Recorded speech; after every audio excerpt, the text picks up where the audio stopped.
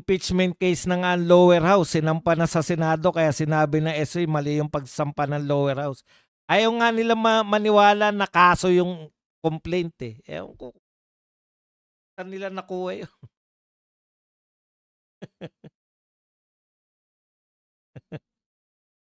Dito tayo kay Ay de las Alas. Tapos na tayo ha. Question and answer na tayo ha. Kaya lang naawa ko rito, iyak ng iyak lagi ito eh. Tama na, finish na. Nakarami nang humiwalay sa kanya. Alam mo ay. Ako po pamantayan ko ganito eh, no? Kaya tayo minsan nasasaktan eh. Hinahangad natin yung hindi natin hindi talaga, yung kumbaga tsumachamba ka tapos nakachamba ka na, gusto mo pa panghabang buhay. Hindi talaga ubra. Nakita mo ba itsura mo ay? Kumbaga, ibagay mo yung, kita mo si, meron akong, si Inday Badiday, di ba? Sikat. Di ba sikat si Inday Badiday, milyonarya, maraming pera. Pero tignan mo yung asawa niya. Hindi siya naghangad ng asawang pogi. Binagay niya lang siguro kasi talino niya. Matalino yan si Inday Badiday. Ano yan, yung kumbaga, yung kunwari lang na ano yan, pero galing sa alta syudad na pamilya yan. Si Inday Badiday. Launggayan, ang notaryo will not change the content of document at gawin lang private document to a public document. Correct. Alam nyo nga, ngayon lang po ako, ang tagal, sabi ko nga sa inyo, paulit-ulit ako, napakatagal ko nang sumusubaybay dyan sa mga Senate hearing. Ngayon lang po ako nakarinig ng kaso ng pinagtalunan yung notaryo. Wala po silbi. Once na nanunumpa ka, lahat ng mga, pwede ka, ewan ko, kung saan nila nakuha yan. Walang sounds. Boss, talagang hahanap ng buta sa mga bata tuta ni Martin para malihis ang isyo. Correct. Wala ni isang naghanap kay Martin, walang isang nagsasabi na si Martin ay paharapin namin sa investigasyon. Gusto kasi i-divert ni Lacson, utos siya ng tambaluslos. Eto Senator Lacson kung ikaw ay tapat ka man sa ginagawa mo, pero yung mga action mo, Senator, iba po yung dating sa mga tao. Sayang po yung pinaglingkod ninyo. Bilib na bilib. Alam mo, bilib na bilib ako dyan nung panahon ni GMA. Ang daming expose niyan na ginagawa ni Senator Lacson. Boss Bad, sa pagbabalik ni Ping sa BRC, wala na siyang kredibilidad mag-imbestiga. Dapat ibalik si Senator Marcoleta sa BRC. Peke yung nag-iimbestiga sa Blue Ribbon. Good morning, Boss Buds. Alam nyo, ibalik ninyo yung tiwala ng tao sa inyo sa pamamagitan ng mga gawain, hindi yung tokis-tokis. Mas kapani-paniwala po si Gutesa kaysa sa lahat ng mga testigo eh. Di ba? Paulit-ulit yung mga testigo nyo, paulit-ulit na bumabawi ng sinasabi. Imagine niyo, alam na nga ni Alcantara na siya yun. Ikaw ba to? Hindi ko po masasabi na ako yan. Nung lumabas na yung picture niya, may picture pala talaga siya ron. Ako nga po yan. Anak napay. Ako kahit katawan pa lang malamang, alam ko na ako yun. T-shirt pa lang.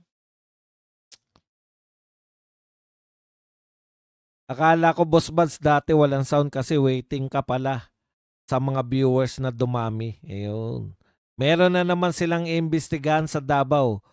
Farm to Market Road. Baka masompak lang tauhan nila doon kapag sinira nila ang kredibilidad ng Davao. Sinabi na nga yan ni Pulong, di ba?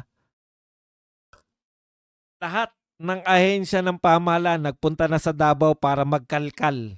Wala po sila nakita. Amanpulo Resort the best. Amanpulo, mahal yata dun Boss Buds, may mga pasahod lang naman mga naniniwala sa kanila.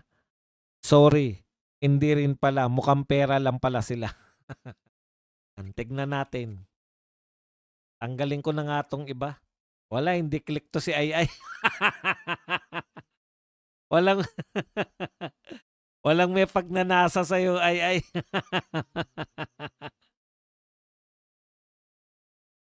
Kita mo nga, kwentuhan pa lang, Ay. Ayaw na sa'yo ng mga viewers na.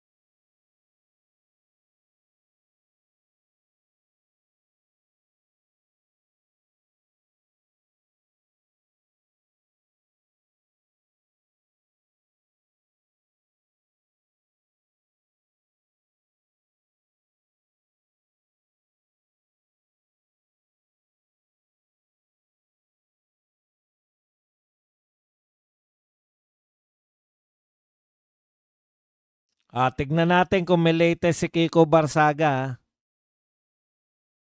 Kiko Barsaga, congressman. Dalawa kasi, yung isa congressman, yung isa Kiko Barsaga lang.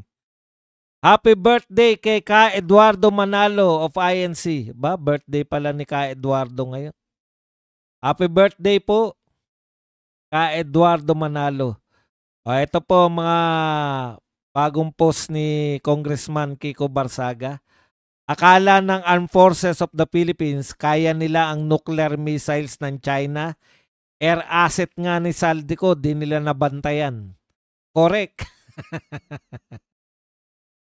Paano natin sasaluhin yung mga missile? Wag na yung nuclear, yung missile na lang. Paano tayo sasalo ng missile? Hindi nga natin anong tawag doon? Napigilan yung mga eroplano ni Saldico eh. Ayun naman no. Bakit ngayon lang magreklamo kay Caridon? Dati na po yan. Kasi yan, tauhan po ni Duterte yan. Ayan si Redon. Kaya yan masama loob kay Duterte. Tauhan po ni Duterte yan eh. Walang ginawa kundi bumiyahe ng bumiyahe. Tinanggal ni Tatay Digong. Ayan.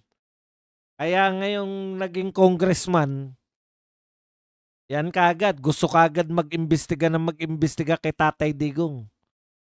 Ang laki ng budget ng Philippine Crocodile Guard.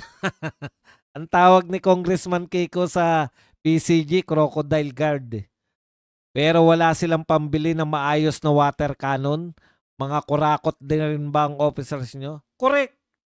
Sa totoo lang po, tayo lang po yung nag-i-issue na lahat po ng Southeast Asian na bansa. Okay po sila, goods po sila sa China. Pero yung mga bansa na yan, nakikipagbombahan, Indonesia, Vietnam, yung dalawa na yun, sigurado ko. Nakikipagbombahan po yan ng water cannon sa China. Alam nyo ba kung bakit tayo binobomba ng water cannon? Ayaw ng China na talagang magkaroon ng full-fledged na war. Kaya water cannon lang. Water cannon pa lang, humihingi na tayo ng tulong eh.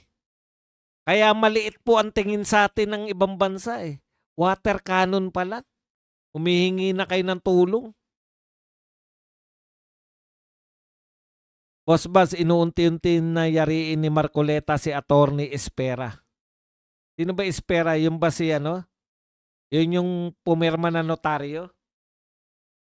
Talagang tinabig niya konti si BBM para mapalayo yung presidente ng Brunei. Grabe no, kaya parang tumuloy-tuloy-tuloy si BBM. Nakakaawa rin no. Sa presko ni BBM, hindi siya nakipagtulungan sa ICC, kundi sa Interpol. Kasi kung hindi tayo tutulong sa Interpol, tutulungan din tayo. BBM ngayon mo, hilingin ang tulong para madakip si Saldico. Paano po dadakipin? Wala naman pong kaso. Yun yung problema eh. Pinatatagal nila ng pinatatagal yung pagkakaso.